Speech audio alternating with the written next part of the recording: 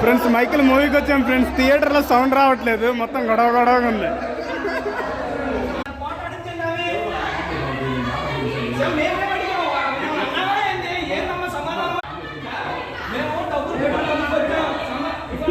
అయితే ఇదే first time friends ఎప్పుడన్నా థియేటర్కి వస్తే ఇలాగా అంటే మ్యూజిక్ వస్తుంది, వాయిస్ రావట్లా.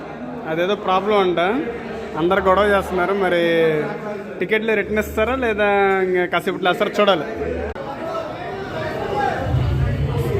సినిమా టికెట్ డబ్బులు రిటర్న్ ఇచ్చేస్తున్నారు ఫ్రెండ్స్.